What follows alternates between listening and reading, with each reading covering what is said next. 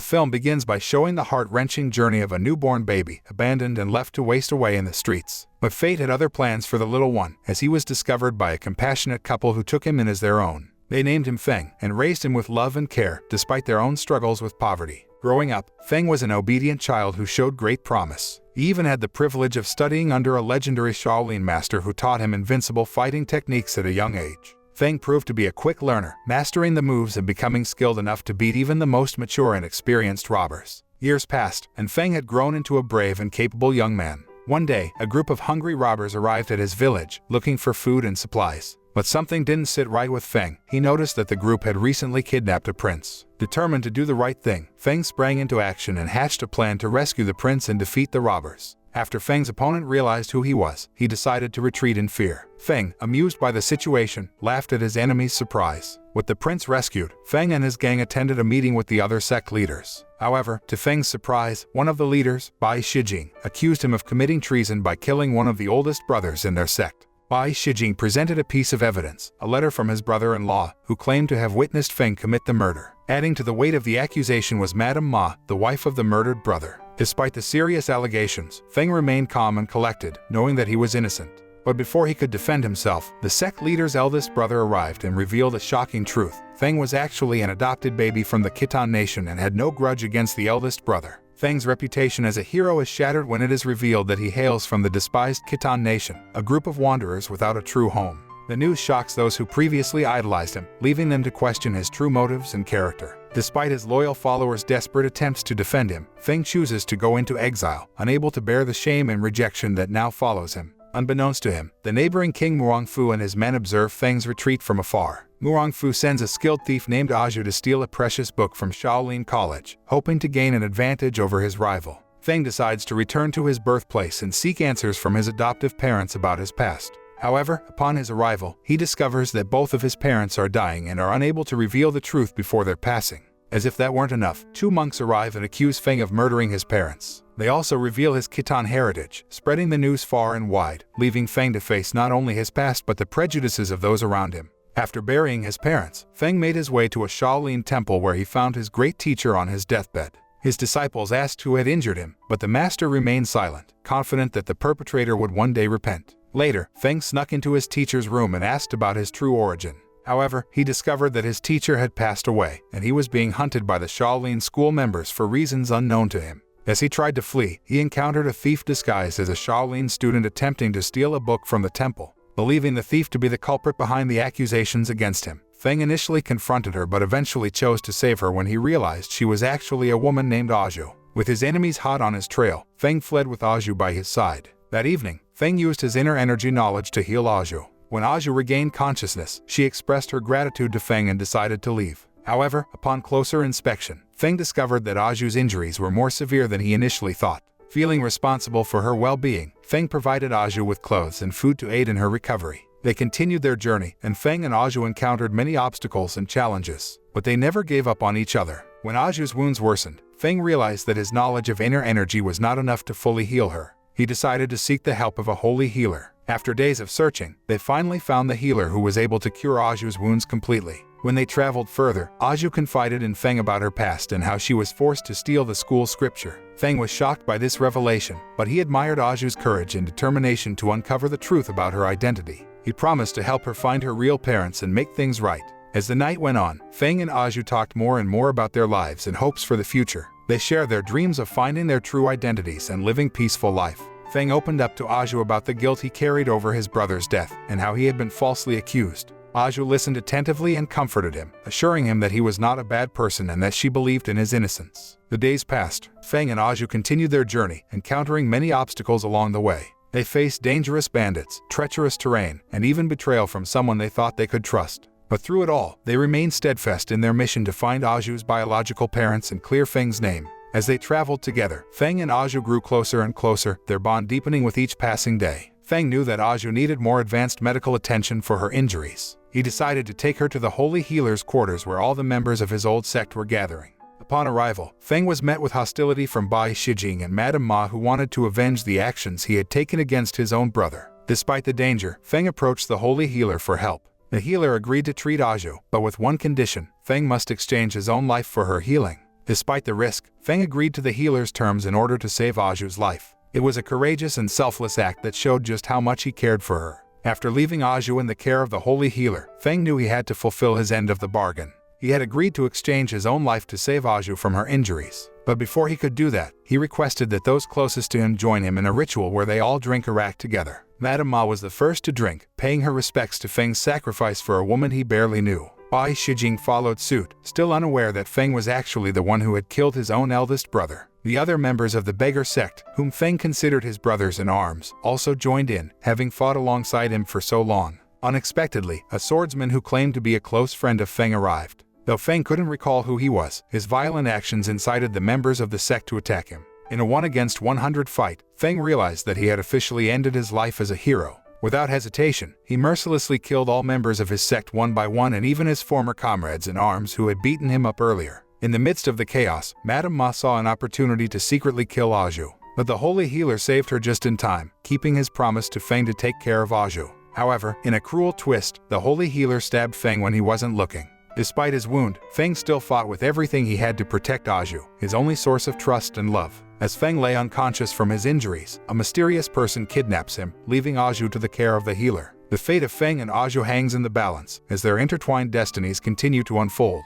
On the other hand, Muang is happy to know that the plan he laid out went perfectly. He revels in his successful scheme to turn Feng against his own sect. He also sets his sights on expanding his own power. He plans to start a war and take over Feng's sect territory. Meanwhile, Aju has recovered from her illness thanks to the holy healer's treatment. However, she is unable to leave the healer's place as she owes him her life. Her heart is heavy with worry about Feng, who has vanished without a trace. As Feng recovers from his injuries, he is surprised to find himself under the care of a mysterious man who refuses to reveal his true identity. However, during one of their conversations, the man unexpectedly mentions that Feng's parents were good people, which immediately piques Feng's interest. Sensing the importance of this information, Feng presses the man for more details about his biological parents, hoping to uncover a long-lost connection to his past. Meanwhile, Aju made her daring escape from the holy healer's place. She disguised herself to avoid detection by the guards. With her quick thinking and resourcefulness, Aju managed to trick the guards into leaving their posts and slipped out unnoticed. However, her plans hit a snag when the holy healer caught wind of her escape. Since Aju already guessed what the holy healer suspected, she decided to silence the holy healer by killing and burning his temple. The morning after the fire at the holy healer's place, Feng went to check on the damages, only to find it completely destroyed. Suddenly, Murongfu appeared, urging Feng to join him in his quest for power, but Feng refused, knowing that Murongfu was not a man of good intentions. With his mindset, Feng left to continue his journey. However, his journey was soon interrupted by a group of soldiers who were capturing poor people to be made into slaves. Feng couldn't bear to see such injustice, so he sprang into action, fighting the soldiers and breaking the chains of the helpless victims. Watching from a distance, Murongfu saw Feng's heroic actions and realized he couldn't manipulate him into joining his side. So, he fled, leaving Feng to continue on his path of justice and righteousness. A few moments later, Feng decided to go to the place where he was abandoned as a baby, and suddenly he met Aju. She revealed that she had been searching for him for days. Overwhelmed with gratitude, Feng promised to help Aju find her biological parents and live peacefully outside the kingdom's borders. But before that, he asked Aju to help him carry out a plan to trap Bai Shijing and Madame Ma, who falsely accused him of murdering their eldest brother. Aju readily agreed to help Feng and they began to formulate their plan. As night descended, Aju took on the disguise of Madame Ma to enact their plan to frame Bai Shijing. Approaching him, Aju informed Bai Shijing that their scheme to smear Feng had been successful. To their surprise, Bai Shijing confessed that he was merely a pawn of Duan Jingcheng, their future sect leader. Feng continued his investigation disguised as a horse driver. He uncovered the true reason behind the framing that had plagued him. It was all because the sect leaders feared that he would be crowned as their grandmaster. Bai Shijing left after sharing this information, but it was clear that something was amiss. Bai Shijing seemed to know that Feng and Aju were behind his framing because he met with the real Madame Ma afterward. They discussed their true plan, which was successful this time. It was revealed that Duan Jingcheng was not the murderer of their eldest brother, but rather it was Madame Ma herself, who had suffered from domestic violence at the hands of her husband. In this exchange, it was also hinted that Bai Shijing and Madame Ma had an illicit relationship.